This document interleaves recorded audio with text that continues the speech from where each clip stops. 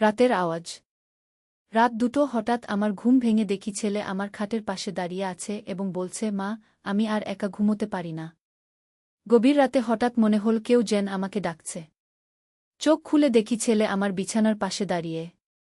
কি হয়েছে বাবা? অসুস্থ। আমি উঠে বসলাম। সে মাথা নাড়ল। মা, আমার ঘুম আসছে না।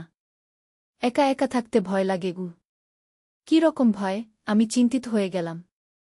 মা, আমি স্বপ্ন দেখি তুমি আমাকে ছেড়ে চলে যাচ্ছ। বিয়ে দিয়ে দিচ্ছ অন্য কোনো মেয়ের সাথে। আমি একা হয়ে যাচ্ছি। কি? তার গলার স্বর কাঁপছিল। আমি তার মাথায় হাত বুলিয়ে বললাম, এসব কি ভাবিস? আমি তো তোর মা, কোথাও যাব না। সে আমার পাশে বিছানায় বসল। মা, তুমি জানো না আমি তোমাকে কতটা ভালোবাসি। অন্য মায়েরা যেমন তাদের ছেলেদের ভালোবাসে, আমার ভালোবাসা তার চেয়ে অনেক বেশি গু। সেটা স্বাভাবিক বাবা, তুই তো আমার একমাত্র সন্তান। আমি তার কপালে চুমু দিতে গেলাম, কিন্তু সে আমার হাত ধরে ফেল। মা, আমার ভালোবাসা মায়ের প্রতি সন্তানের ভালোবাসা নয়। আমি তোমাকে ভালোবাসি একজন পুরুষ যেমন একজন নারীকে ভালোবাসে গি। আমার বুক ধড়ফড় করতে লাগল। কি বলছিস তুই? মা, আমি তোমাকে বিয়ে করতে চাই। তুমি আমার স্ত্রী হও। আমরা একসাথে ঘুমোব, একসাথে থাকব। আমি তোমাকে খুশি রাখব। সুখ দেব। রাতের অন্ধকারে তার চোখ জ্বলজ্বল করছিল। এই গল্পটি সম্পূর্ণ শুনলে আপনাদের পানি অটোমেটিক বের হয়ে যাবে, যত দ্রুত সম্ভব হাতের কাছে টিস্যু নিয়ে বসে পড়ুন। বিছানার চাদর যেন নষ্ট না হয় সেটা সম্পূর্ণ খেয়াল রাখার অনুরোধ জানিয়ে গল্পটি এখন শুরু করব। তার আগে সর্বশেষ অনুরোধ, দয়া করে এমন পানি বের করার গল্প নিয়মিত শুনতে আমাদের চ্যানেলটি সকলেই সাবস্ক্রাইব করুন। ধন্যবাদ। হ্যালো বন্ধুরা, আমার নাম সুমিত্রা দাস। আমার বয়স ৩৯ বছর। আমার স্বামীর নাম সুদীপ দাস, বয়স ৫১ বছর। আমাদের ২ সন্তান, তন্বী আর রঞ্জন। তন্বী ২১ বছর বয়সী, বিশ্ববিদ্যালয়ে পড়ে। রঞ্জন ১৪ বছর বয়সী, স্কুলে যায়। আমার এই অদ্ভুত গল্পটি শুরু হয়েছিল গত মাসের একটি বৃষ্টির রাতে। সেদিন বৃষ্টি এত জোরে পড়ছিল যে বাইরে বের হওয়া একেবারেই অসম্ভব হয়ে পড়েছিল। স্বামী অফিসের কাজে ঢাকায় গিয়েছিলেন ৩ দিনের জন্যে। তন্বী তার বান্ধবীর বাড়িতে রাত কাটাতে গিয়েছিল। বাড়িতে শুধু আমি আর রঞ্জন। রাত ২টো হঠাৎ আমার ঘুম ভেঙে গেল। মনে হচ্ছিল কেউ যেন আমার নাম ধরে ডাকছে। চোখ খুলে দেখি রঞ্জন আমার বিছানার পাশে দাঁড়িয়ে আছে। তার মুখটা ফ্যাকাশে, চোখে একটা অদ্ভুত চাহনি। কি হয়েছে বাবা? তুই কেন জেগে আছিস? আমি ঘড়ির দিকে তাকিয়ে বললাম। মা, আমার ভয় লাগছে। একা ঘুমোতে পারছি না। কি? তার গলার স্বর কেমন যেন কাঁপছিল। আমি উঠে বসে তার হাত ধরলাম। হাত বেশ ঠান্ডা। কি রকম ভয় বাবা? স্বপ্ন দেখেছিস নাকি? মা, আমার মনে হচ্ছে তুমি আমাকে ছেড়ে কোথাও চলে যাবে। আমি একা হয়ে যাব। সে আমার হাত শক্ত করে ধরে রাখল। এসব কি ভাবিস তুই? আমি কোথাও যাব না। আমি তার মাথায় হাত বুলিয়ে দিলাম। মা, তুমি জানো না আমি তোমাকে কতটা ভালোবাসি। কি? তার কথায় কেমন একটা আবেগ ছিল যেটা আমাকে একটু অবাক করল। আমি জানি বাবা, তুই আমার ভালো ছেলে গু। না মা, আমার ভালোবাসা অন্যরকম। আমি তোমাকে এমনভাবে ভালোবাসি যেমন একজন পুরুষ একজন নারীকে ভালোবাসে গি। আমার সারা শরীর কেঁপে উঠল। কি বলছিস তুই? মা, আমি তোমাকে বিয়ে করতে চাই। তুমি আমার হয়ে যাও। আমরা একসাথে থাকব, একসাথে ঘুমোব গু। আমি হতবাক হয়ে গেলাম। এ কি বলছে আমার ছেলে? এত ছোট বয়সে এরকম কথা কিভাবে মাথায় আসল? রঞ্জন, তুই কি বলছিস জানিস? এসব কথা বলা ঠিক না গি। মা, আমি জানি এটা ভুল, কিন্তু আমি কিছুই করতে পারি না। আমার মন শুধু তোমাকেই চায়। এমন সময় হঠাৎ আমার মনে হল রঞ্জনের কথার মধ্যে কেমন যেন একটা কৃত্রিমতা আছে। তার চোখের দিকে ভালো করে তাকালাম। চোখে একটা অদ্ভুত ঝলক, যেটা আগে কখনো দেখিনি। রঞ্জন, তুই ঠিক আছিস তো? হঠাৎ সে হেসে উঠল। কিন্তু সেই হাসিটা আমার রঞ্জনের হাসি ছিল না। ভীষণ ভয়ানক এক হাসি। মা, আমি রঞ্জন নই গু। আমার রক্ত জমে গেল। তুই কে? আমি একটা জিন। তোমার ছেলের শরীর দখল করে নিয়েছি। আজ রাতে আমি তোমার সাথে গি। কিন্তু তার কথা শেষ হবার আগেই আমি চিৎকার করে উঠলাম। রঞ্জন! আমার রঞ্জন কোথায়? হঠাৎ সে আবার স্বাভাবিক হয়ে গেল। চোখে আগের সেই অদ্ভুত ঝলক নেই। মা, কি হল? তুমি কেন চিৎকার করছ? আমি তাকে শক্ত করে জড়িয়ে ধরলাম। তুই ঠিক আছিস? হ্যাঁ মা, আমি ঠিক আছি। কিন্তু আমার মনে হচ্ছে কেমন যেন একটা স্বপ্ন দেখেছি। খুব খারাপ স্বপ্ন। আমি বুঝলাম যে সত্যিই কোনো অশুভ শক্তি আমার ছেলের উপর প্রভাব বিস্তার করার চেষ্টা করছে। এটা নিয়ে আমাকে কিছু করতে হবে। পরের দিন সকালে আমি আমার মার কাছে ফোন করলাম। মা এসব বিষয়ে অভিজ্ঞ। তিনি বললেন, মেয়ে, এটা জিনের কাণ্ড। তোমার ছেলের উপর কোনো অশুভ আত্মা প্রভাব বিস্তার করার চেষ্টা করছে। কি করব মা? তুমি একটা জিনের ধরা পীরের কাছে যাও। তিনি এর সমাধান দেবেন। সেদিনই আমি রঞ্জনকে নিয়ে পীর সাহেবের কাছে গেলাম। পীর সাহেব রঞ্জনের দিকে তাকিয়ে বললেন, এর উপর একটা শক্তিশালী জিন ভর করেছে। এটা খুবই বিপজ্জনক। কিভাবে এটা হলো? আমি জানতে চাইলাম। তোমাদের বাড়িতে কোনো পুরনো জিনিস আছে যেটার মধ্যে জিন বাস করে? সেখান থেকে এটা তোমার ছেলেকে আক্রমণ করেছে। আমার মনে পড়ল আমাদের পুরনো আলমারিটার কথা। সেটা আমার দাদির আমল থেকে আছে। অনেক পুরনো। পীর সাহেব, সেই আলমারিটা কি করব? সেটা পুড়িয়ে ফেলতে হবে। আর তোমার ছেলেকে কিছু তাবিজ দিয়ে দিচ্ছি। এটা সাথে রাখবে। বাড়িতে ফিরে আমরা সেই পুরনো আলমারিটা বাইরে নিয়ে পুড়িয়ে ফেললাম। আলমারি পুড়তে থাকার সময় এক অদ্ভুত আওয়াজ শোনা গেল, যেন কেউ কান্নাকাটি করছে। সেই রাত থেকে রঞ্জনের সব সমস্যা দূর হয়ে গেল। সে আবার আগের মতো স্বাভাবিক হয়ে উঠল। কিন্তু আমার মনে এখনও সেই ভয়ানক রাতের স্মৃতি রয়ে গেছে। কিছুদিন পর পীর সাহেব আমাদের বাড়িতে এসে বললেন, সেই জিনটা আসলে তোমার দাদির আমল থেকেই সেই আলমারিতে বাস করত। তোমার দাদি নিয়মিত পূজাপাঠ করতেন বলে জিনটা কিছু করতে পারত না। কিন্তু এখন সে সুযোগ পেয়ে তোমার ছেলেকে আক্রমণ করেছিল। জিনটা কি চাইত? জিনটা চাইত তোমার পরিবারকে ধ্বংস করতে। সে তোমার ছেলের মাধ্যমে এমন কিছু করাতে চাইত যাতে তোমাদের পরিবার ভেঙে যায়। আমি কাঁপতে কাঁপতে বললাম, ভাগ্যিস আমি বুঝতে পেরেছিলাম। হ্যাঁ, তুমি খুব বুদ্ধিমানের কাজ করেছ। যদি আরও দেরি হতো তাহলে আরও বিপদ হতে পারত। এরপর থেকে আমরা নিয়মিত ঘরে ধূপধুনো জ্বালাতে শুরু করলাম। আর প্রতিদিন কুরআন তেলাওয়াত করতাম। বাড়িতে একটা পবিত্র পরিবেশ বজায় রাখতাম।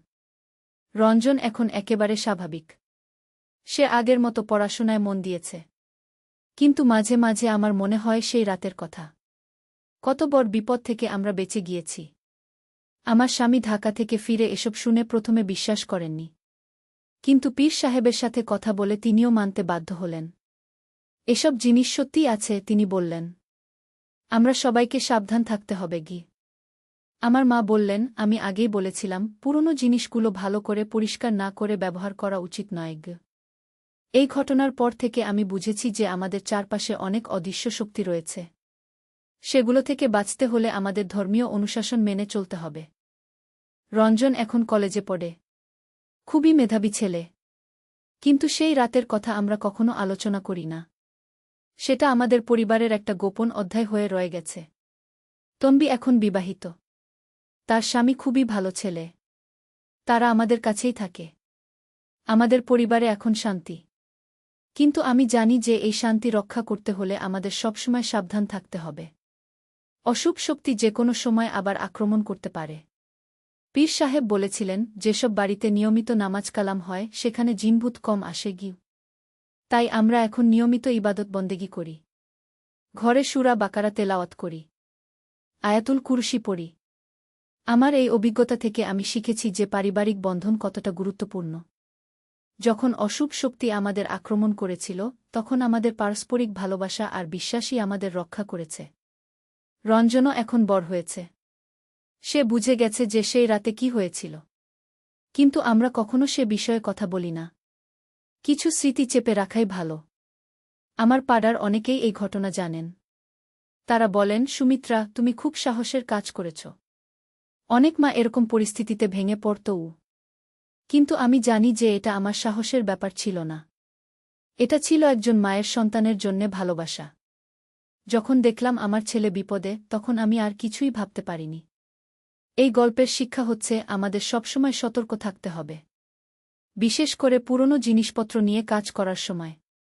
আর যদি কখনো এরকম কিছু ঘটে, তাহলে দেরি না করে ধর্মীয় নেতাদের সাহায্য নিতে হবে। আজ আমার রঞ্জন একটা সফল ছেলে।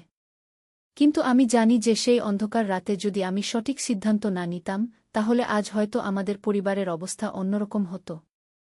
তাই আমি সবাইকে বলি, পরিবারের সদস্যদের মধ্যে যদি কখনো অস্বাভাবিক আচরণ দেখেন তাহলে সেটাকে হালকা করে দেখবেন না। দ্রুত পদক্ষেপ নিন। আমার এই অভিজ্ঞতা আমাকে আরও ধার্মিক করে তুলেছে। আমি বুঝেছি যে এই পৃথিবীতে শুধু দৃশ্যমান জিনিসই সব নয়, অনেক অদৃশ্য শক্তিও রয়েছে। আর সবচেয়ে বড় কথা, পরিবারের সদস্যদের প্রতি আমাদের ভালোবাসা আর যত্নই আমাদের সবচেয়ে বড় শক্তি। যখন আমরা একসাথে থাকি তখন কোনো অশুভ শক্তিই আমাদের হারাতে পারে না। এই গল্পটি আমি আমার অভিজ্ঞতা থেকে বলেছি, কিন্তু এর পরেও আরও অনেক ঘটনা ঘটেছে যা আমার জীবনকে আরও জটিল করে তুলেছে। সেই ঘটনার 6 মাস পর আরেকটি বিচিত্র ব্যাপার ঘটল। আমাদের বাড়ির পাশের পুরনো কবরস্থানে রাতের বেলা অদ্ভুত আলো দেখা যেতে লাগল। প্রতি রাতে ঠিক 12টার সময় একটা সাদা আলো কবরস্থান থেকে আমাদের বাড়ির দিকে আসতে থাকত। প্রথম দিকে আমি ভাবলাম হয়তো কেউ টর্চলাইট নিয়ে হাঁটছে, কিন্তু যখন দেখলাম যে আলোটা মাটি থেকে 3-4 ফুট ওপর দিয়ে ভেসে আসছে তখন আমার সন্দেহ হল। একদিন রাতে আমি সাহস করে জানালা দিয়ে দেখার চেষ্টা করলাম। দেখি একটা সাদা কাপড় পরা মানুষের মতো কিছু একটা আমাদের বাড়ির দিকে ভেসে আসছে। তার পা মাটি স্পর্শ করছে না। আমি ভয়ে কাঁপতে কাঁপতে স্বামীকে ডাকলাম, সুদীপ, ওই দেখো। স্বামী জানালা দিয়ে তাকিয়ে বললেন, এ কি দেখছি? এটা তো উ। কিন্তু তার কথা শেষ হওয়ার আগেই সেই সাদা ছায়াটা আমাদের বাড়ির দেওয়ালের ভেতর দিয়ে ঢুকে গেল। হ্যাঁ, দেওয়াল ভেদ করে ভেতরে চলে গেল। আমরা দুজনে ভয়ে কাঠ হয়ে গেলাম। স্বামী বললেন, আমরা কি করব? পীর সাহেবকে ফোন করি। পীর সাহেবকে ফোন করে সব খুলে বললাম। তিনি বললেন, আপনাদের বাড়িতে একটা আত্মা এসেছে। কাল সকালে আমি আসছি। সেই রাতটা আমরা একদম ঘুমাতে পারলাম না। বাচ্চাদের সাথে একই ঘরে রাত কাটালাম। রঞ্জন বারবার বলছিল, মা, আমার মনে হচ্ছে কেউ আমাদের দেখছে গিউ। তন্বিও বলল, আমার গায়ে কাটা দিচ্ছে গিউ। পরের দিন সকালে পীর সাহেব এলেন। তিনি পুরো বাড়ি ঘুরে দেখলেন। তারপর বললেন, এই বাড়িতে একটা অশান্ত আত্মা এসেছে। এটা কবরস্থান থেকে এসেছে গি। কেন এসেছে আমি জানতে চাইলাম।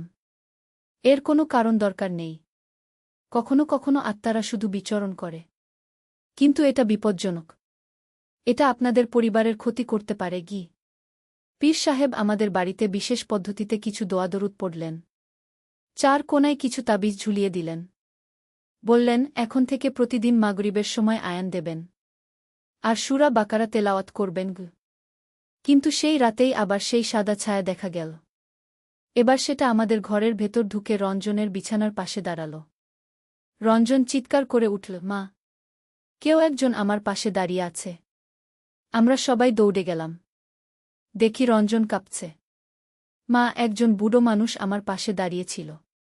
সে বলছিল, আমার সাথে চলো। এবার আমরা বুঝলাম যে ব্যাপারটা আরও গুরুতর। পরের দিন পীর সাহেবকে আবার ডাকলাম। পীর সাহেব এসে বললেন, এই আত্মাটা খুবই শক্তিশালী। এটা কোনো সাধারণ আত্মা নয়। এটা একটা পুরনো আত্মা, অনেক দিন ধরে কবরস্থানে ছিল। এর সমাধান কি? এটার জন্যে আমাকে বিশেষ ব্যবস্থা নিতে হবে। আপনারা 3 দিন বাড়ি ছেড়ে অন্য কোথাও থাকুন। আমি এই 3 দিনে সব ঠিক করে দেবগু। আমরা আমার মায়ের বাড়িতে গিয়ে 3 দিন থাকলাম। পীর সাহেব প্রতিদিন আমাদের বাড়িতে গিয়ে বিশেষ আমল করতেন। 3 দিন পর যখন বাড়ি ফিরলাম তখন পীর সাহেব বললেন, আত্মাটাকে তার নিজের জগতে পাঠিয়ে দিয়েছি। এখন আর কোনো সমস্যা হবে না গি। সত্যিই সেই রাত থেকে আর কোনো অস্বাভাবিক ঘটনা ঘটেনি। কিন্তু এই ঘটনা আমাদের পরিবারে একটা গভীর প্রভাব ফেল।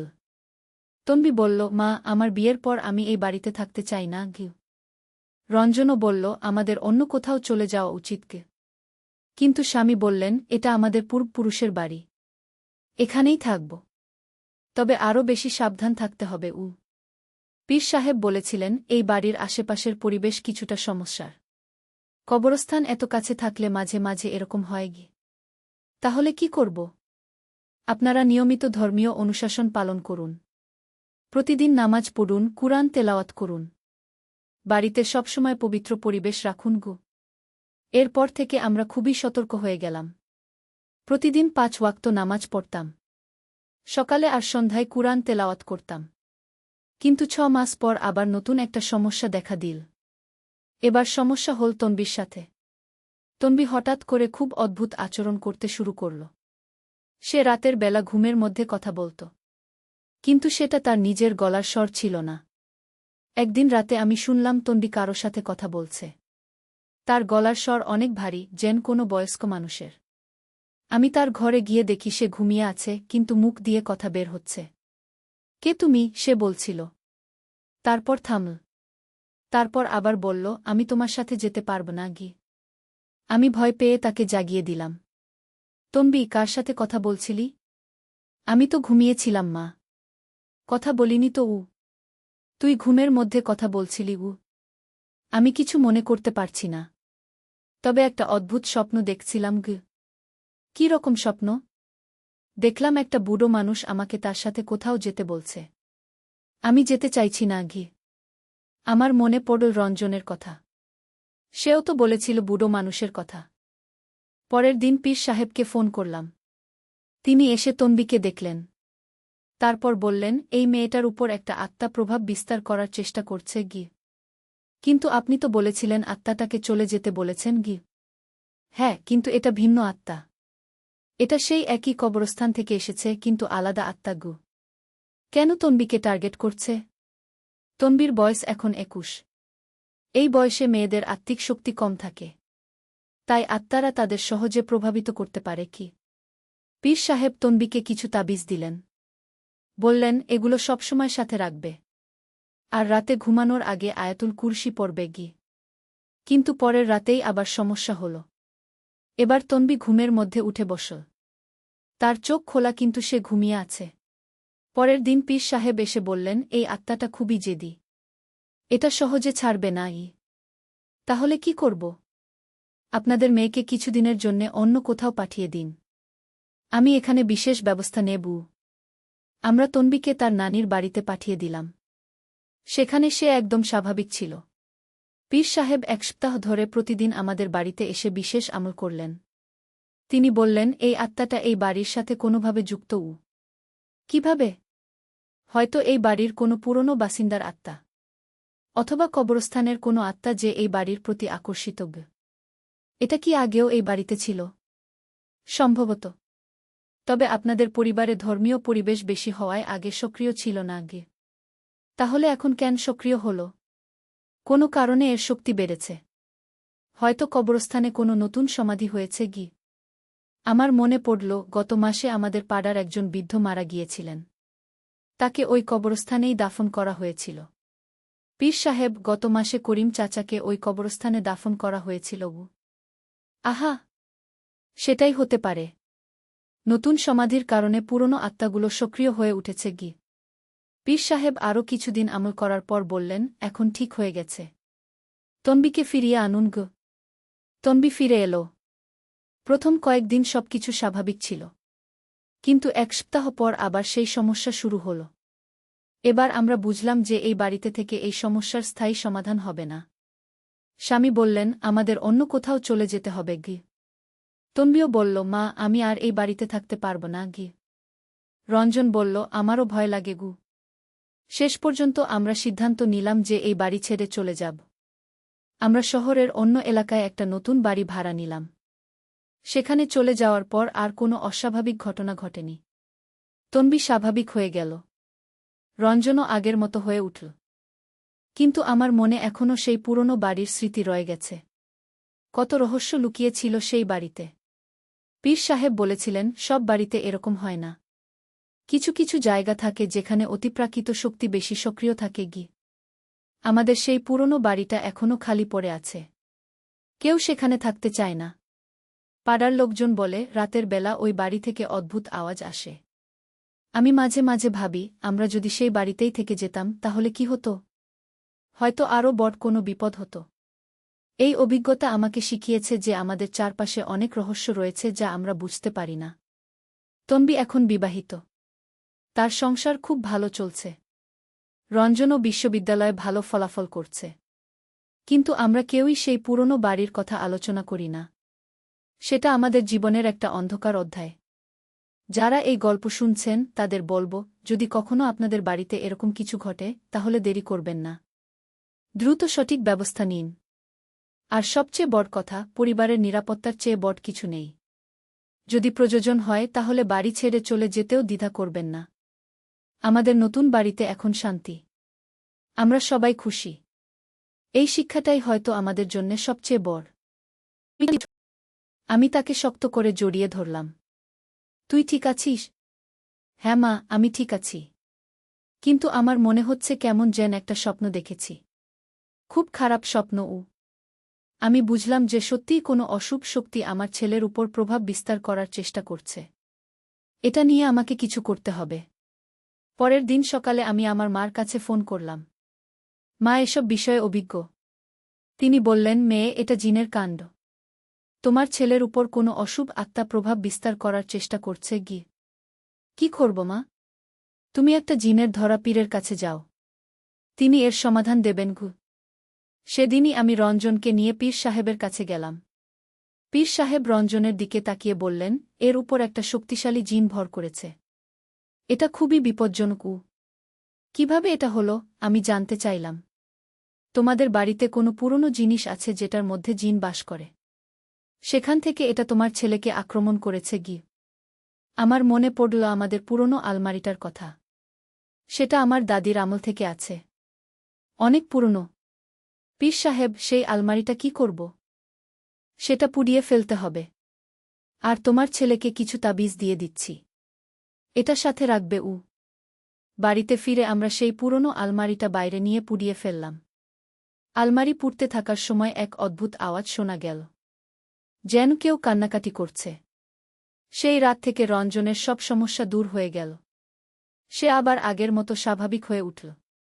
কিন্তু আমার মনে এখনও সেই ভয়ানক রাতের স্মৃতি রয়ে গেছে। কিছুদিন পর পীর সাহেব আমাদের বাড়িতে এসে বললেন, সেই জিনটা আসলে তোমার দাদির আমল থেকেই সেই আলমারিতে বাস করত।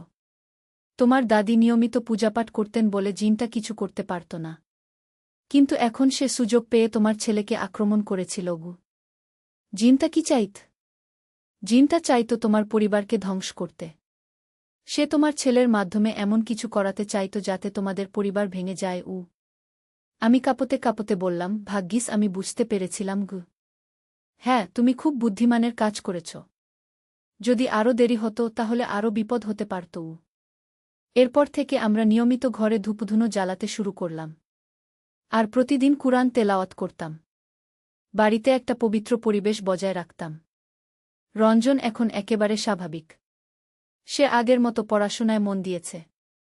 কিন্তু মাঝে মাঝে আমার মনে হয় সেই রাতের কথা। কত বড় বিপদ থেকে আমরা বেঁচে গিয়েছি। আমার স্বামী ঢাকা থেকে ফিরে এসব শুনে প্রথমে বিশ্বাস করেননি।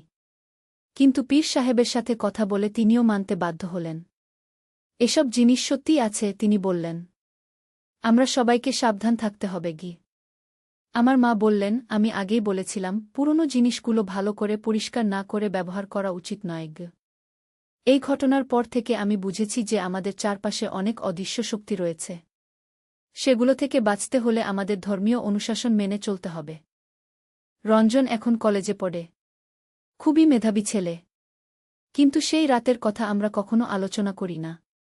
সেটা আমাদের পরিবারের একটা গোপন অধ্যায় হয়ে রয়ে গেছে। তন্বী এখন বিবাহিত। তার স্বামী খুবই ভালো ছেলে। তারা আমাদের কাছেই থাকে। আমাদের পরিবারে এখন শান্তি। কিন্তু আমি জানি যে এই শান্তি রক্ষা করতে হলে আমাদের সবসময় সাবধান থাকতে হবে। অশুভ শক্তি যে কোনো সময় আবার আক্রমণ করতে পারে। পীর সাহেব বলেছিলেন, যেসব বাড়িতে নিয়মিত নামাজ কালাম হয় সেখানে জিনভূত কম আসে। তাই আমরা এখন নিয়মিত ইবাদত বন্দেগী করি। ঘরে সূরা বাকারা তেলাওয়াত করি। আয়াতুল কুরসি পড়ি। আমার এই অভিজ্ঞতা থেকে আমি শিখেছি যে পারিবারিক বন্ধন কতটা গুরুত্বপূর্ণ। যখন অশুভ শক্তি আমাদের আক্রমণ করেছিল তখন আমাদের পারস্পরিক ভালোবাসা আর বিশ্বাসই আমাদের রক্ষা করেছে। রঞ্জনও এখন বড় হয়েছে। সে বুঝে গেছে যে সেই রাতে কি হয়েছিল। কিন্তু আমরা কখনো সে বিষয়ে কথা বলি না। কিছু স্মৃতি চেপে রাখাই ভালো। আমার পাড়ার অনেকেই এই ঘটনা জানেন। তারা বলেন, সুমিত্রা, তুমি খুব সাহসের কাজ করেছ। অনেক মা এরকম পরিস্থিতিতে ভেঙে পড়তও। কিন্তু আমি জানি যে এটা আমার সাহসের ব্যাপার ছিল না। এটা ছিল একজন মায়ের সন্তানের জন্যে ভালোবাসা। যখন দেখলাম আমার ছেলে বিপদে, তখন আমি আর কিছুই ভাবতে পারিনি। এই গল্পের শিক্ষা হচ্ছে আমাদের সবসময় সতর্ক থাকতে হবে, বিশেষ করে পুরনো জিনিসপত্র নিয়ে কাজ করার সময়। আর যদি কখনো এরকম কিছু ঘটে তাহলে দেরি না করে ধর্মীয় নেতাদের সাহায্য নিতে হবে। আজ আমার রঞ্জন একটা সফল ছেলে, কিন্তু আমি জানি যে সেই অন্ধকার রাতে যদি আমি সঠিক সিদ্ধান্ত না নিতাম তাহলে আজ হয়তো আমাদের পরিবারের অবস্থা অন্যরকম হতো। তাই আমি সবাইকে বলি, পরিবারের সদস্যদের মধ্যে যদি কখনো অস্বাভাবিক আচরণ দেখেন তাহলে সেটাকে হালকা করে দেখবেন না, দ্রুত পদক্ষেপ নিন। আমার এই অভিজ্ঞতা আমাকে আরও ধার্মিক করে তুলেছে। আমি বুঝেছি যে এই পৃথিবীতে শুধু দৃশ্যমান জিনিসই সব নয়, অনেক অদৃশ্য শক্তিও রয়েছে। আর সবচেয়ে বড় কথা, পরিবারের সদস্যদের প্রতি আমাদের ভালোবাসা আর যত্নই আমাদের সবচেয়ে বড় শক্তি। যখন আমরা একসাথে থাকি তখন কোনো অশুভ শক্তিই আমাদের হারাতে পারে না। এই গল্পটি আমি আমার অভিজ্ঞতা থেকে বলেছি, কিন্তু এর পরেও আরও অনেক ঘটনা ঘটেছে যা আমার জীবনকে আরও জটিল করে তুলেছে। সেই ঘটনার 6 মাস পর আরেকটি বিচিত্র ব্যাপার ঘটল। আমাদের বাড়ির পাশের পুরনো কবরস্থানে রাতের বেলা অদ্ভুত আলো দেখা যেতে লাগল। প্রতি রাতে ঠিক 12টার সময় একটা সাদা আলো কবরস্থান থেকে আমাদের বাড়ির দিকে আসতে থাকত। প্রথম দিকে আমি ভাবলাম হয়তো কেউ টর্চলাইট নিয়ে হাঁটছে, কিন্তু যখন দেখলাম যে আলোটা মাটি থেকে 3-4 ফুট ওপর দিয়ে ভেসে আসছে তখন আমার সন্দেহ হল। একদিন রাতে আমি সাহস করে জানালা দিয়ে দেখার চেষ্টা করলাম। দেখি একটা সাদা কাপড় পরা মানুষের মতো কিছু একটা আমাদের বাড়ির দিকে ভেসে আসছে। তার পা মাটি স্পর্শ করছে না। আমি ভয়ে কাঁপতে কাঁপতে স্বামীকে ডাকলাম, সুদীপ, ওই দেখো। স্বামী জানালা দিয়ে তাকিয়ে বললেন, এ কি দেখছি? এটা তো উ। কিন্তু তার কথা শেষ হওয়ার আগেই সেই সাদা ছায়াটা আমাদের বাড়ির দেওয়ালের ভেতর দিয়ে ঢুকে গেল। হ্যাঁ, দেওয়াল ভেদ করে ভেতরে চলে গেল। আমরা দুজনে ভয়ে কাঠ হয়ে গেলাম। স্বামী বললেন, আমরা কি করব?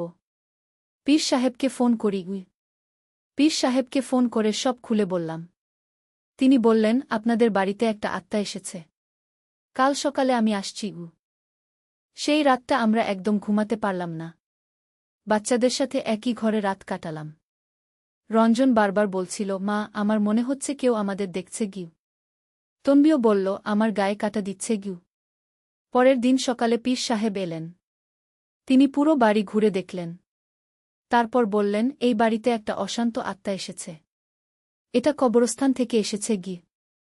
কেন এসেছে? আমি জানতে চাইলাম। এর কোনো কারণ দরকার নেই।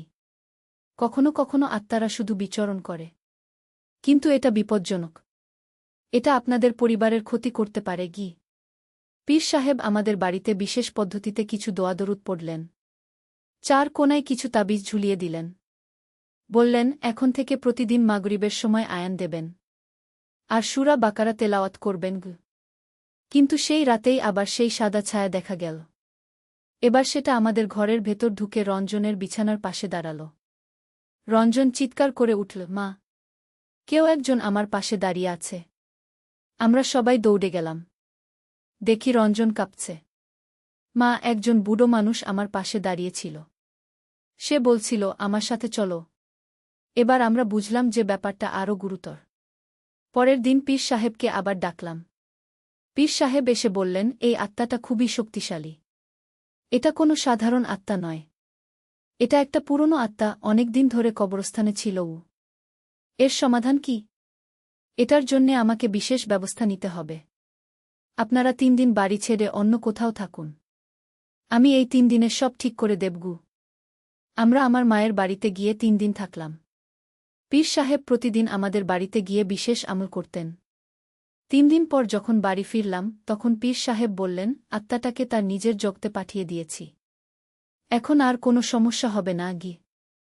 সত্যিই সেই রাত থেকে আর কোনো অস্বাভাবিক ঘটনা ঘটেনি। কিন্তু এই ঘটনা আমাদের পরিবারে একটা গভীর প্রভাব ফেল। তন্বী বলল, মা, আমার বিয়ের পর আমি এই বাড়িতে থাকতে চাই না। রঞ্জনও বলল, আমাদের অন্য কোথাও চলে যাওয়া উচিত। কিন্তু স্বামী বললেন, এটা আমাদের পূর্বপুরুষের বাড়ি, এখানেই থাকব। তবে আরও বেশি সাবধান থাকতে হবে। পীর সাহেব বলেছিলেন, এই বাড়ির আশেপাশের পরিবেশ কিছুটা সমস্যার। কবরস্থান এত কাছে থাকলে মাঝে মাঝে এরকম হয়। তাহলে কি করব?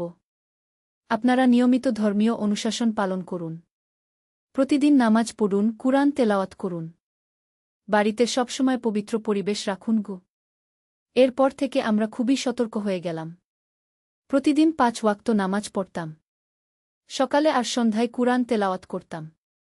কিন্তু ৬ মাস পর আবার নতুন একটা সমস্যা দেখা দিল। এবার সমস্যা হল তনবির সাথে। তনবি হঠাৎ করে খুব অদ্ভুত আচরণ করতে শুরু করল। সে রাতের বেলা ঘুমের মধ্যে কথা বলত। কিন্তু সেটা তার নিজের গলার স্বর ছিল না। একদিন রাতে আমি শুনলাম তনবি কারো সাথে কথা বলছে। তার গলার স্বর অনেক ভারী, যেন কোনো বয়স্ক মানুষের। আমি তার ঘরে গিয়ে দেখি সে ঘুমিয়ে আছে, কিন্তু মুখ দিয়ে কথা বের হচ্ছে। কে তুমি? সে বলছিল। তারপর থামল। তারপর আবার বলল, আমি তোমার সাথে যেতে পারব না গি। আমি ভয় পেয়ে তাকে জাগিয়ে দিলাম। তনবি, কার সাথে কথা বলছিলি? আমি তো ঘুমিয়েছিলাম মা। কথা বলিনি তো উ। তুই ঘুমের মধ্যে কথা বলছিলি উ। আমি কিছু মনে করতে পারছি না। তবে একটা অদ্ভুত স্বপ্ন দেখছিলাম গ। কী রকম স্বপ্ন? দেখলাম একটা বুড়ো মানুষ আমাকে তার সাথে কোথাও যেতে বলছে। আমি যেতে চাইছি না ঘি।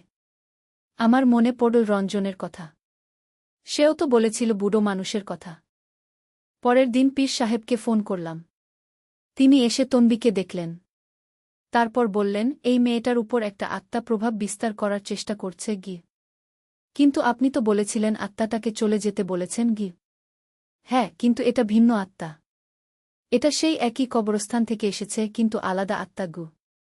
কেন তনবিকে টার্গেট করছে? তনবির বয়স এখন ২১। এই বয়সে মেয়েদের আত্মিক শক্তি কম থাকে। তাই আত্মারা তাদের সহজে প্রভাবিত করতে পারে কি।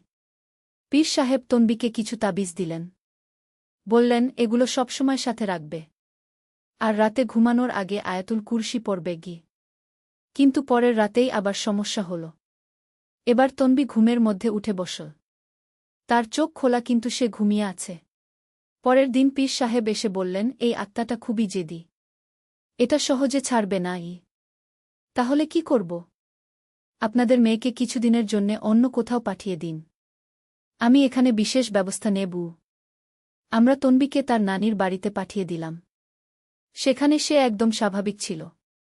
পীর সাহেব ১ সপ্তাহ ধরে প্রতিদিন আমাদের বাড়িতে এসে বিশেষ আমল করলেন। তিনি বললেন, এই আত্মাটা এই বাড়ির সাথে কোনোভাবে যুক্ত উ। কিভাবে? হয়তো এই বাড়ির কোনো পুরনো বাসিন্দার আত্মা। অথবা কবরস্থানের কোনো আত্মা যে এই বাড়ির প্রতি আকর্ষিত গ। এটা কি আগেও এই বাড়িতে ছিল? সম্ভবত। তবে আপনাদের পরিবারে ধর্মীয় পরিবেশ বেশি হওয়ায় আগে সক্রিয় ছিল না আগে। তাহলে এখন কেন সক্রিয় হল? কোনো কারণে এর শক্তি বেড়েছে। হয়তো কবরস্থানে কোনো নতুন সমাধি হয়েছে গি। আমার মনে পড়ল, গত মাসে আমাদের পাড়ার একজন বৃদ্ধ মারা গিয়েছিলেন। তাকে ওই কবরস্থানেই দাফন করা হয়েছিল। পীর সাহেব, গত মাসে করিম চাচাকে ওই কবরস্থানে দাফন করা হয়েছিল উ। আহা! সেটাই হতে পারে। নতুন সমাধির কারণে পুরনো আত্মাগুলো সক্রিয় হয়ে উঠেছে গি। পীর সাহেব আরও কিছুদিন আমল করার পর বললেন, এখন ঠিক হয়ে গেছে। তনবিকে ফিরিয়ে আনুন গ। তনবি ফিরে এলো। প্রথম কয়েকদিন সবকিছু স্বাভাবিক ছিল। কিন্তু ১ সপ্তাহ পর আবার সেই সমস্যা শুরু হল। এবার আমরা বুঝলাম যে এই বাড়িতে থেকে এই সমস্যার স্থায়ী সমাধান হবে না। স্বামী বললেন, আমাদের অন্য কোথাও চলে যেতে হবে গি। তনবিও বলল, মা, আমি আর এই বাড়িতে থাকতে পারব না গি। রঞ্জন বলল, আমারও ভয় লাগে গু। শেষ পর্যন্ত আমরা সিদ্ধান্ত নিলাম যে এই বাড়ি ছেড়ে চলে যাব। আমরা শহরের অন্য এলাকায় একটা নতুন বাড়ি ভাড়া নিলাম। সেখানে চলে যাওয়ার পর আর কোনো অস্বাভাবিক ঘটনা ঘটেনি। তনবি স্বাভাবিক হয়ে গেল। রঞ্জনও আগের মতো হয়ে উঠল। কিন্তু আমার মনে এখনও সেই পুরনো বাড়ির স্মৃতি রয়ে গেছে। কত রহস্য লুকিয়ে ছিল সেই বাড়িতে। পীর সাহেব বলেছিলেন, সব বাড়িতে এরকম হয় না। কিছু কিছু জায়গা থাকে যেখানে অতিপ্রাকৃত শক্তি বেশি সক্রিয় থাকে গি। আমাদের সেই পুরনো বাড়িটা এখনও খালি পড়ে আছে। কেউ সেখানে থাকতে চায় না। পাড়ার লোকজন বলে, রাতের বেলা ওই বাড়ি থেকে অদ্ভুত আওয়াজ আসে। আমি মাঝে মাঝে ভাবি, আমরা যদি সেই বাড়িতেই থেকে যেতাম তাহলে কি হতো? হয়তো আরও বড় কোনো বিপদ হতো। এই অভিজ্ঞতা আমাকে শিখিয়েছে যে আমাদের চারপাশে অনেক রহস্য রয়েছে যা আমরা বুঝতে পারি না। তনবি এখন বিবাহিত। তার সংসার খুব ভালো চলছে। রঞ্জনও বিশ্ববিদ্যালয়ে ভালো ফলাফল করছে। কিন্তু আমরা কেউই সেই পুরনো বাড়ির কথা আলোচনা করি না। সেটা আমাদের জীবনের একটা অন্ধকার অধ্যায়। যারা এই গল্প শুনছেন তাদের বলব, যদি কখনো আপনাদের বাড়িতে এরকম কিছু ঘটে তাহলে দেরি করবেন না। দ্রুত সঠিক ব্যবস্থা নিন। আর সবচেয়ে বড় কথা, পরিবারের নিরাপত্তার চেয়ে বড় কিছু নেই। যদি প্রয়োজন হয় তাহলে বাড়ি ছেড়ে চলে যেতেও দ্বিধা করবেন না। আমাদের নতুন বাড়িতে এখন শান্তি। আমরা সবাই খুশি। এই শিক্ষাটাই হয়তো আমাদের জন্যে সবচেয়ে বড়। আমি তাকে শক্ত করে জড়িয়ে ধরলাম। তুই ঠিক আছিস? হ্যাঁ মা, আমি ঠিক আছি।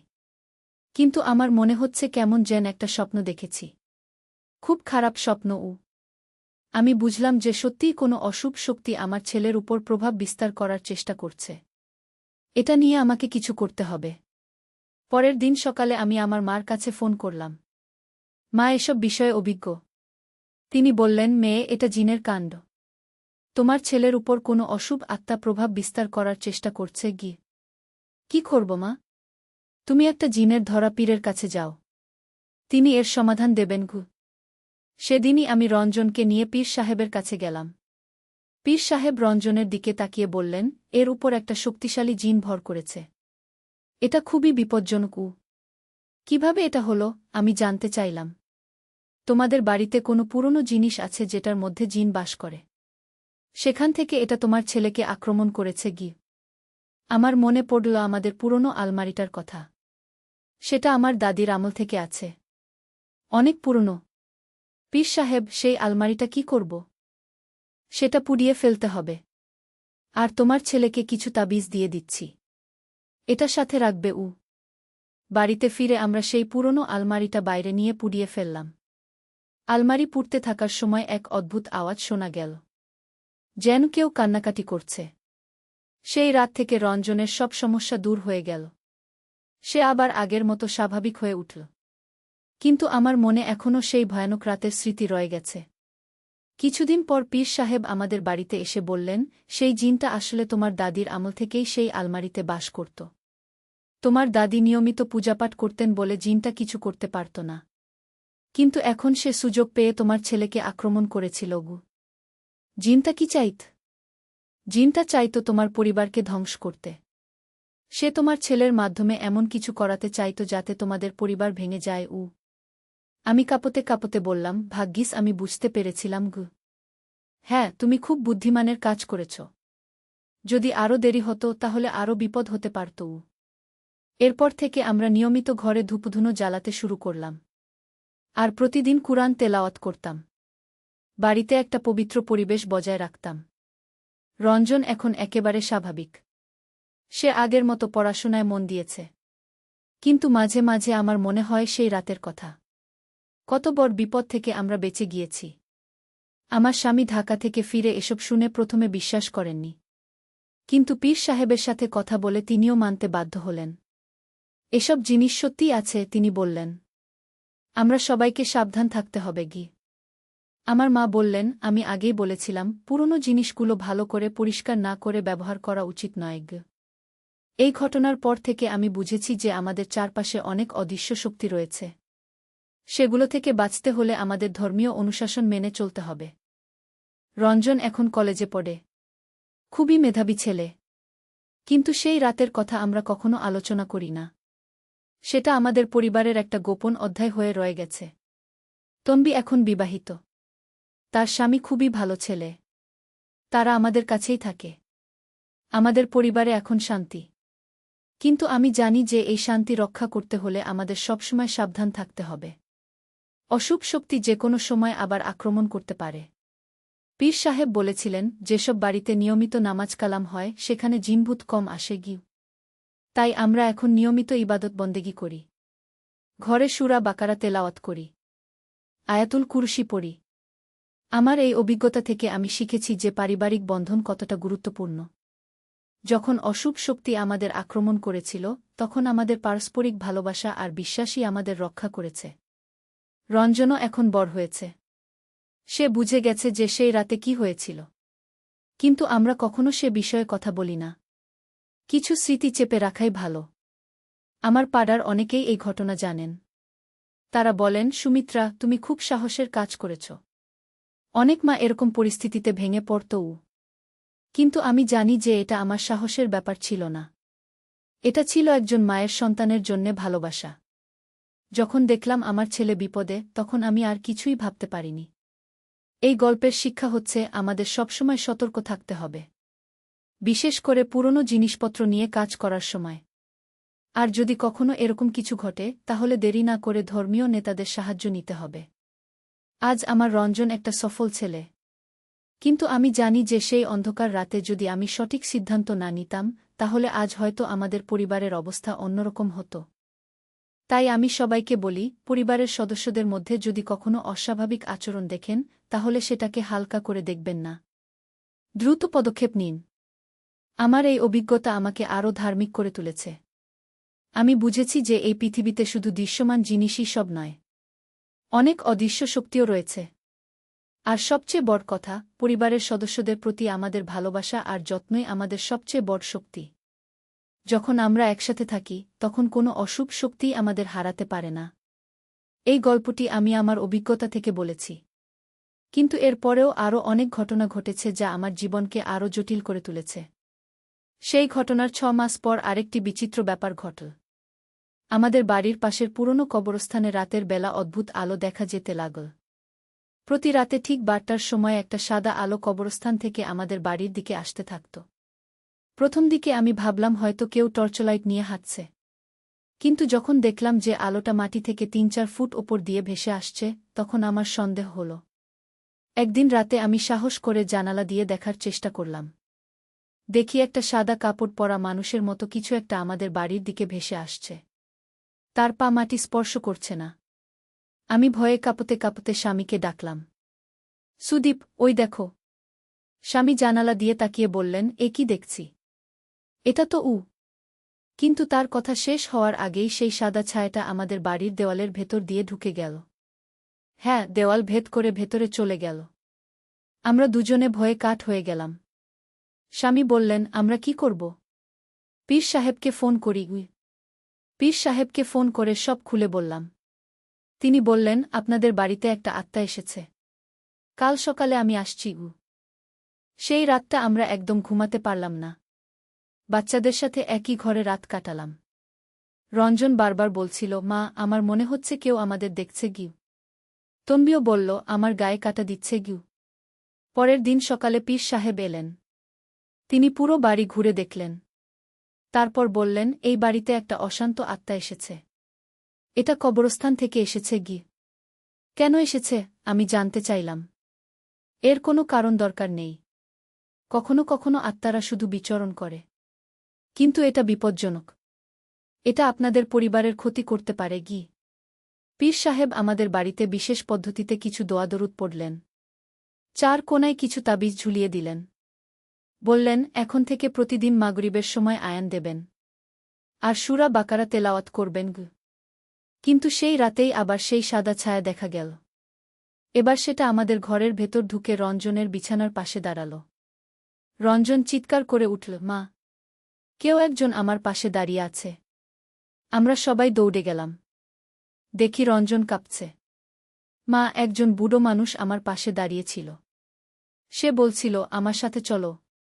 এবার আমরা বুঝলাম যে ব্যাপারটা আরও গুরুতর। পরের দিন পীর সাহেবকে আবার ডাকলাম। পীর সাহেব এসে বললেন, এই আত্মাটা খুবই শক্তিশালী। এটা কোনো সাধারণ আত্মা নয়। এটা একটা পুরনো আত্মা, অনেকদিন ধরে কবরস্থানে ছিল। এর সমাধান কি? এটার জন্যে আমাকে বিশেষ ব্যবস্থা নিতে হবে। আপনারা 3 দিন বাড়ি ছেড়ে অন্য কোথাও থাকুন। আমি এই 3 দিনের সব ঠিক করে দেবগু। আমরা আমার মায়ের বাড়িতে গিয়ে 3 দিন থাকলাম। পীর সাহেব প্রতিদিন আমাদের বাড়িতে গিয়ে বিশেষ আমল করতেন। 3 দিন পর যখন বাড়ি ফিরলাম, তখন পীর সাহেব বললেন, আত্মাটাকে তার নিজের জগতে পাঠিয়ে দিয়েছি। এখন আর কোনো সমস্যা হবে না গি। সত্যিই সেই রাত থেকে আর কোনো অস্বাভাবিক ঘটনা ঘটেনি। কিন্তু এই ঘটনা আমাদের পরিবারে একটা গভীর প্রভাব ফেল। তন্বী বলল, মা, আমার বিয়ের পর আমি এই বাড়িতে থাকতে চাই না গি। রঞ্জনও বলল, আমাদের অন্য কোথাও চলে যাওয়া উচিত গে। কিন্তু স্বামী বললেন, এটা আমাদের পূর্বপুরুষের বাড়ি। এখানেই থাকব। তবে আরও বেশি সাবধান থাকতে হবে। পীর সাহেব বলেছিলেন এই বাড়ির আশেপাশের পরিবেশ কিছুটা সমস্যার। কবরস্থান এত কাছে থাকলে মাঝে মাঝে এরকম হয় কি? তাহলে কি করব? আপনারা নিয়মিত ধর্মীয় অনুশাসন পালন করুন। প্রতিদিন নামাজ পড়ুন, কুরআন তেলাওয়াত করুন। বাড়িতে সবসময় পবিত্র পরিবেশ রাখুন গো। এরপর থেকে আমরা খুবই সতর্ক হয়ে গেলাম। প্রতিদিন 5 ওয়াক্ত নামাজ পড়তাম। সকালে আর সন্ধ্যায় কুরআন তেলাওয়াত করতাম। কিন্তু 6 মাস পর আবার নতুন একটা সমস্যা দেখা দিল। এবার সমস্যা হল তনবির সাথে। তনবি হঠাৎ করে খুব অদ্ভুত আচরণ করতে শুরু করল। সে রাতের বেলা ঘুমের মধ্যে কথা বলত। কিন্তু সেটা তার নিজের গলার স্বর ছিল না। একদিন রাতে আমি শুনলাম তনবি কারো সাথে কথা বলছে। তার গলার স্বর অনেক ভারী, যেন কোনো বয়স্ক মানুষের। আমি তার ঘরে গিয়ে দেখি সে ঘুমিয়ে আছে, কিন্তু মুখ দিয়ে কথা বের হচ্ছে। কে তুমি? সে বলছিল। তারপর থামল। তারপর আবার বলল, আমি তোমার সাথে যেতে পারব না গি। আমি ভয় পেয়ে তাকে জাগিয়ে দিলাম। তনবি, কার সাথে কথা বলছিলি? আমি তো ঘুমিয়েছিলাম মা। কথা বলিনি তো উ। তুই ঘুমের মধ্যে কথা বলছিলি উ। আমি কিছু মনে করতে পারছি না। তবে একটা অদ্ভুত স্বপ্ন দেখছিলাম গ। কী রকম স্বপ্ন? দেখলাম একটা বুড়ো মানুষ আমাকে তার সাথে কোথাও যেতে বলছে। আমি যেতে চাইছি না ঘি। আমার মনে পড়ল রঞ্জনের কথা। সেও তো বলেছিল বুড়ো মানুষের কথা। পরের দিন পীর সাহেবকে ফোন করলাম। তিনি এসে তনবিকে দেখলেন। তারপর বললেন, এই মেয়েটার উপর একটা আত্মা প্রভাব বিস্তার করার চেষ্টা করছে গি। কিন্তু আপনি তো বলেছিলেন আত্মাটাকে চলে যেতে বলেছেন গি। হ্যাঁ, কিন্তু এটা ভিন্ন আত্মা। এটা সেই একই কবরস্থান থেকে এসেছে, কিন্তু আলাদা আত্মা গু। কেন তনবিকে টার্গেট করছে? তনবির বয়স এখন 21। এই বয়সে মেয়েদের আত্মিক শক্তি কম থাকে। তাই আত্মারা তাদের সহজে প্রভাবিত করতে পারে কি? পীর সাহেব তনবিকে কিছু তাবিজ দিলেন। বললেন, এগুলো সবসময় সাথে রাখবে। আর রাতে ঘুমানোর আগে আয়াতুল কুরসি পড়বে গি। কিন্তু পরের রাতেই আবার সমস্যা হল। এবার তনবি ঘুমের মধ্যে উঠে বসল।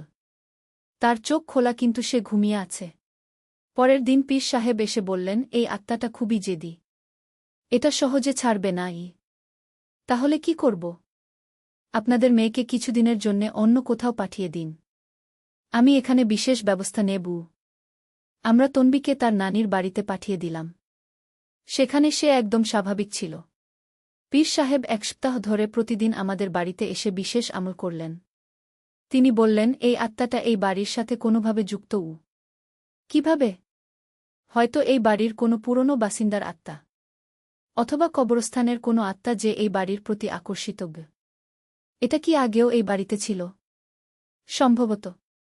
তবে আপনাদের পরিবারে ধর্মীয় পরিবেশ বেশি হওয়ায় আগে সক্রিয় ছিল না আগে। তাহলে এখন কেন সক্রিয় হল? কোনো কারণে এর শক্তি বেড়েছে। হয়তো কবরস্থানে কোনো নতুন সমাধি হয়েছে গি। আমার মনে পড়ল, গত মাসে আমাদের পাড়ার একজন বৃদ্ধ মারা গিয়েছিলেন। তাকে ওই কবরস্থানেই দাফন করা হয়েছিল। পীর সাহেব, গত মাসে করিম চাচাকে ওই কবরস্থানে দাফন করা হয়েছিল গু। আহা! সেটাই হতে পারে। নতুন সমাধির কারণে পুরনো আত্মাগুলো সক্রিয় হয়ে উঠেছে গি। পীর সাহেব আরও কিছুদিন আমল করার পর বললেন, এখন ঠিক হয়ে গেছে। তনবিকে ফিরিয়ে আনুন গো। তনবি ফিরে এলো। প্রথম কয়েকদিন সবকিছু স্বাভাবিক ছিল। কিন্তু 1 সপ্তাহ পর আবার সেই সমস্যা শুরু হল। এবার আমরা বুঝলাম যে এই বাড়িতে থেকে এই সমস্যার স্থায়ী সমাধান হবে না। স্বামী বললেন, আমাদের অন্য কোথাও চলে যেতে হবে গি। তনবিও বলল, মা, আমি আর এই বাড়িতে থাকতে পারব না গি।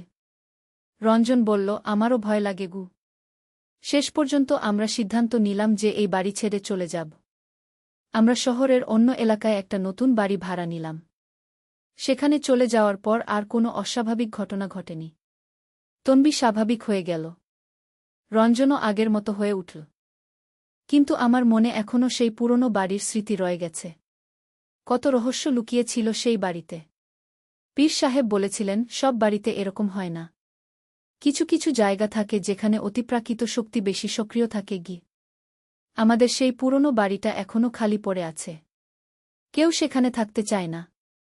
পাড়ার লোকজন বলে, রাতের বেলা ওই বাড়ি থেকে অদ্ভুত আওয়াজ আসে। আমি মাঝে মাঝে ভাবি, আমরা যদি সেই বাড়িতেই থেকে যেতাম তাহলে কি হতো?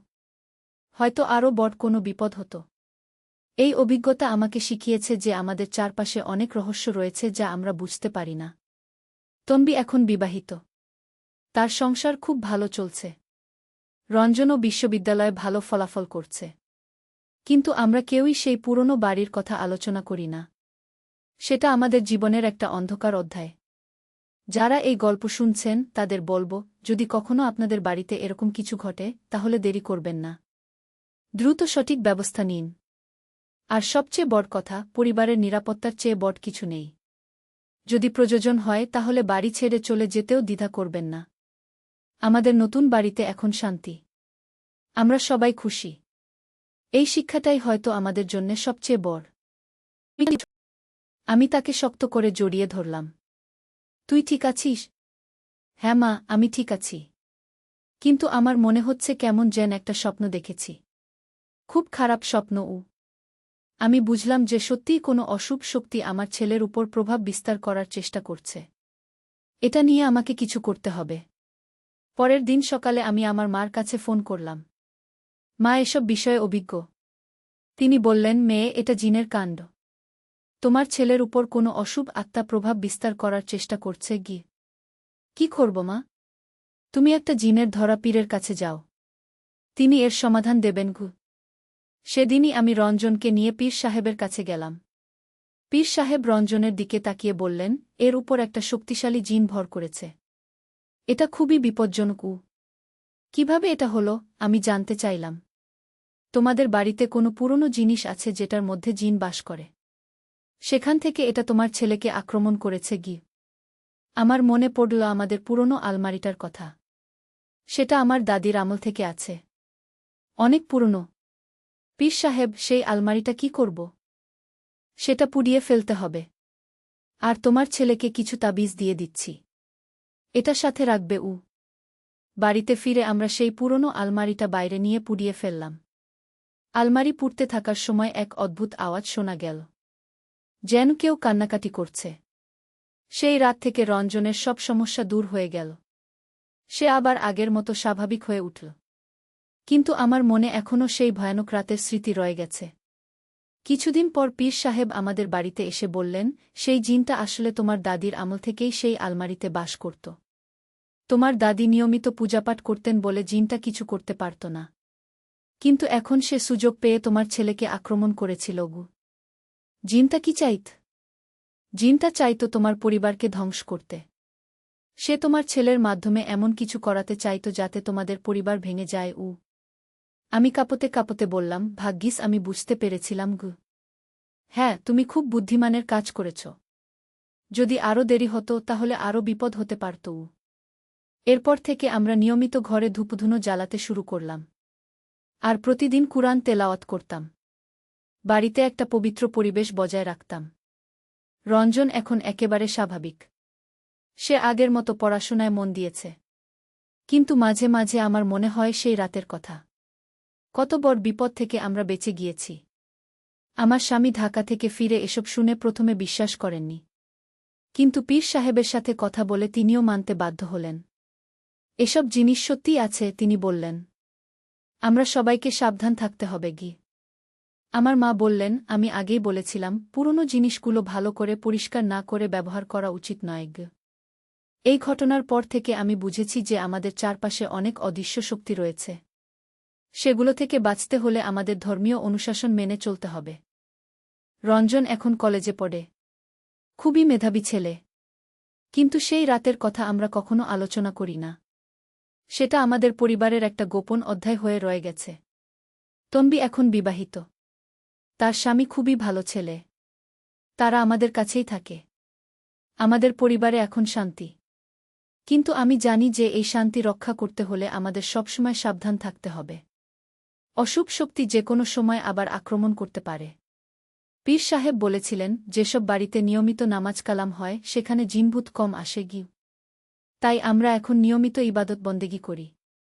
ঘরে সূরা বাকারা তেলাওয়াত করি। আয়াতুল কুরসি পড়ি। আমার এই অভিজ্ঞতা থেকে আমি শিখেছি যে পারিবারিক বন্ধন কতটা গুরুত্বপূর্ণ।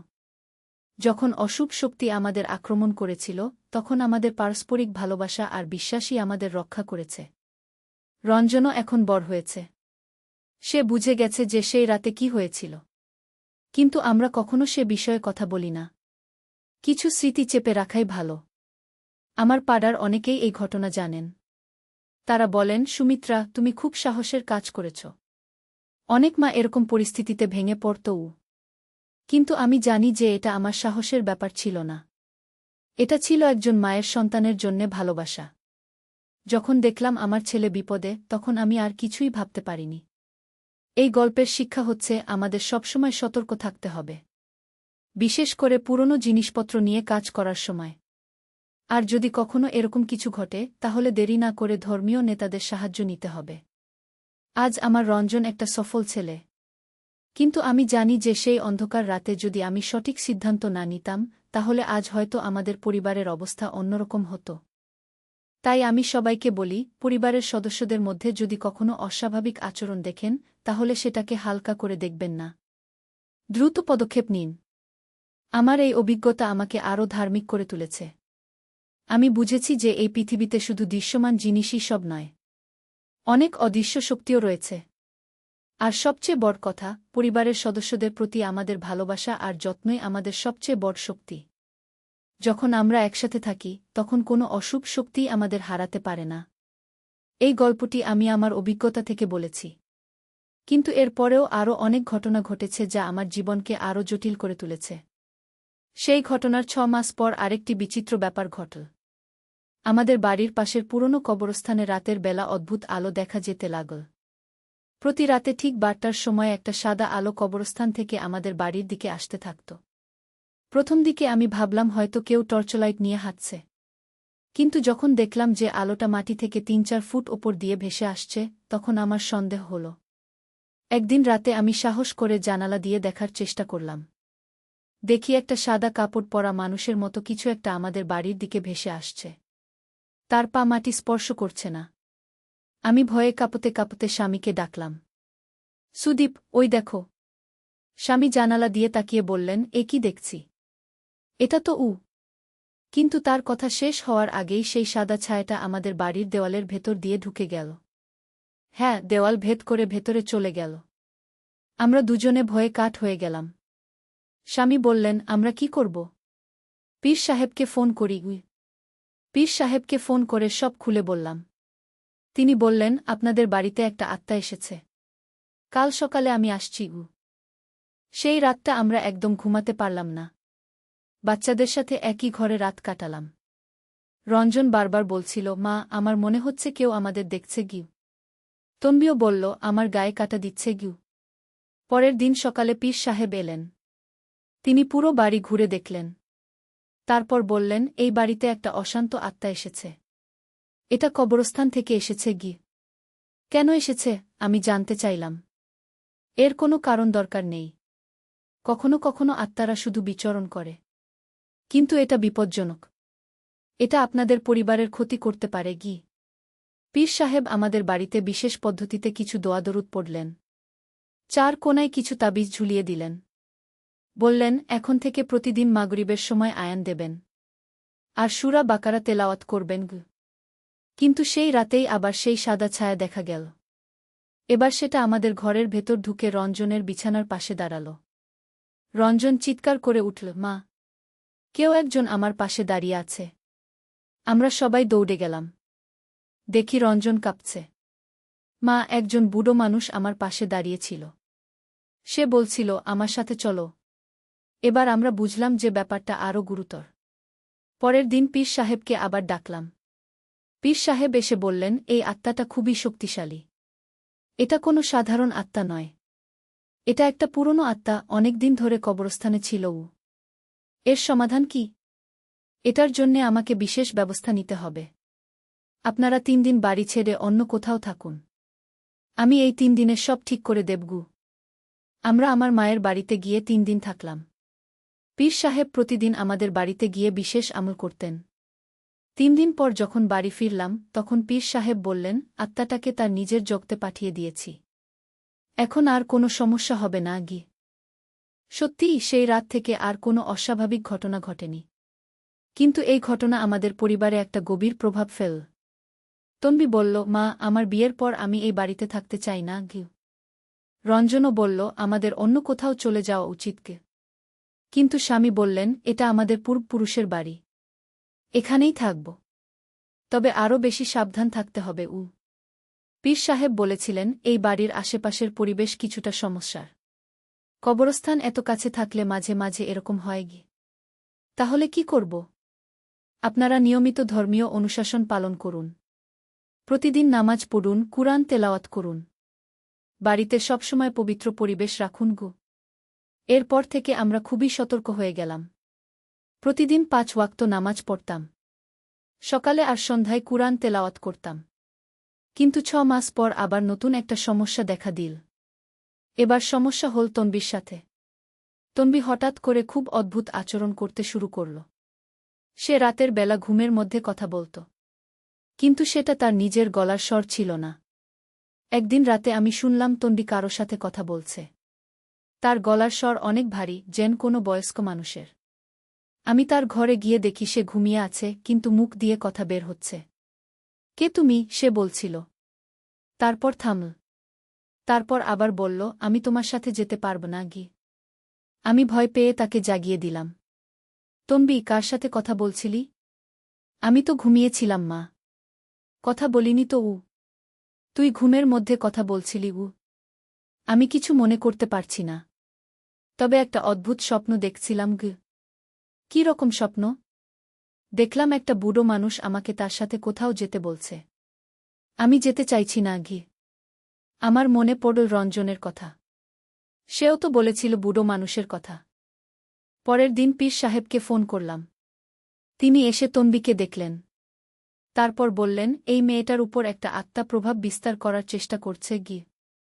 কিন্তু আপনি তো বলেছিলেন আত্মাটাকে চলে যেতে বলেছেন। হ্যাঁ, কিন্তু এটা ভিন্ন আত্মা। এটা সেই একই কবরস্থান থেকে এসেছে, কিন্তু আলাদা আত্মা। কেন তনবিকে টার্গেট করছে? তনবির বয়স এখন 21। এই বয়সে মেয়েদের আত্মিক শক্তি কম থাকে। তাই আত্মারা তাদের সহজে প্রভাবিত করতে পারে। পীর সাহেব তনবিকে কিছু তাবিজ দিলেন। বললেন, এগুলো সবসময় সাথে রাখবে। আর রাতে ঘুমানোর আগে আয়াতুল কুরসি পড়বে।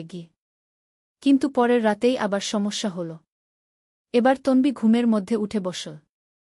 তার চোখ খোলা, কিন্তু সে ঘুমিয়ে আছে। পরের দিন পীর সাহেব এসে বললেন, এই আত্মাটা খুবই জেদি। এটা সহজে ছাড়বে না। তাহলে কি করব? আপনাদের মেয়েকে কিছুদিনের জন্যে অন্য কোথাও পাঠিয়ে দিন। আমি এখানে বিশেষ ব্যবস্থা নেব। আমরা তনবিকে তার নানির বাড়িতে পাঠিয়ে দিলাম। সেখানে সে একদম স্বাভাবিক ছিল। পীর সাহেব 1 সপ্তাহ ধরে প্রতিদিন আমাদের বাড়িতে এসে বিশেষ আমল করলেন। তিনি বললেন, এই আত্মাটা এই বাড়ির সাথে কোনোভাবে যুক্ত। কিভাবে? হয়তো এই বাড়ির কোনো পুরনো বাসিন্দার আত্মা, অথবা কবরস্থানের কোনো আত্মা যে এই বাড়ির প্রতি আকর্ষিত। এটা কি আগেও এই বাড়িতে ছিল? সম্ভবত। তবে আপনাদের পরিবারে ধর্মীয় পরিবেশ বেশি হওয়ায় আগে সক্রিয় ছিল না। তাহলে এখন কেন সক্রিয় হল? কোনো কারণে এর শক্তি বেড়েছে। হয়তো কবরস্থানে কোনো নতুন সমাধি হয়েছে। আমার মনে পড়ল, গত মাসে আমাদের পাড়ার একজন বৃদ্ধ মারা গিয়েছিলেন। তাকে ওই কবরস্থানেই দাফন করা হয়েছিল। পীর সাহেব, গত মাসে করিম চাচাকে ওই কবরস্থানে দাফন করা হয়েছিল। আহা! সেটাই হতে পারে। নতুন সমাধির কারণে পুরনো আত্মাগুলো সক্রিয় হয়ে উঠেছে। পীর সাহেব আরও কিছুদিন আমল করার পর বললেন, এখন ঠিক হয়ে গেছে। তনবিকে ফিরিয়ে আনুন। তনবি ফিরে এলো। প্রথম কয়েকদিন সবকিছু স্বাভাবিক ছিল। কিন্তু 1 সপ্তাহ পর আবার সেই সমস্যা শুরু হল। এবার আমরা বুঝলাম যে এই বাড়িতে থেকে এই সমস্যার স্থায়ী সমাধান হবে না। স্বামী বললেন, আমাদের অন্য কোথাও চলে যেতে হবে। তনবিও বলল, মা, আমি আর এই বাড়িতে থাকতে পারব না। রঞ্জন বলল, আমারও ভয় লাগে। শেষ পর্যন্ত আমরা সিদ্ধান্ত নিলাম যে এই বাড়ি ছেড়ে চলে যাব। আমরা শহরের অন্য এলাকায় একটা নতুন বাড়ি ভাড়া নিলাম। সেখানে চলে যাওয়ার পর আর কোনো অস্বাভাবিক ঘটনা ঘটেনি। তনবি স্বাভাবিক হয়ে গেল। রঞ্জনও আগের মতো হয়ে উঠল। কিন্তু আমার মনে এখনও সেই পুরনো বাড়ির স্মৃতি রয়ে গেছে। কত রহস্য লুকিয়ে ছিল সেই বাড়িতে। পীর সাহেব বলেছিলেন, সব বাড়িতে এরকম হয় না। কিছু কিছু জায়গা থাকে যেখানে অতিপ্রাকৃত শক্তি বেশি সক্রিয় থাকে। আমাদের সেই পুরনো বাড়িটা এখনও খালি পড়ে আছে। কেউ সেখানে থাকতে চায় না। পাড়ার লোকজন বলে, রাতের বেলা ওই বাড়ি থেকে অদ্ভুত আওয়াজ আসে। আমি মাঝে মাঝে ভাবি, আমরা যদি সেই বাড়িতেই থেকে যেতাম তাহলে কি হতো? হয়তো আরও বড় কোনো বিপদ হতো। এই অভিজ্ঞতা আমাকে শিখিয়েছে যে আমাদের চারপাশে অনেক রহস্য রয়েছে যা আমরা বুঝতে পারি না। তন্বী এখন বিবাহিত। তার সংসার খুব ভালো চলছে। রঞ্জনও বিশ্ববিদ্যালয়ে ভালো ফলাফল করছে। কিন্তু আমরা কেউই সেই পুরনো বাড়ির কথা আলোচনা করি না। সেটা আমাদের জীবনের একটা অন্ধকার অধ্যায়। যারা এই গল্প শুনছেন তাদের বলবো, যদি কখনো আপনাদের বাড়িতে এরকম কিছু ঘটে তাহলে দেরি করবেন না। দ্রুত সঠিক ব্যবস্থা নিন। আর সবচেয়ে বড় কথা, পরিবারের নিরাপত্তার চেয়ে বড় কিছু নেই। যদি প্রয়োজন হয় তাহলে বাড়ি ছেড়ে চলে যেতেও দ্বিধা করবেন না।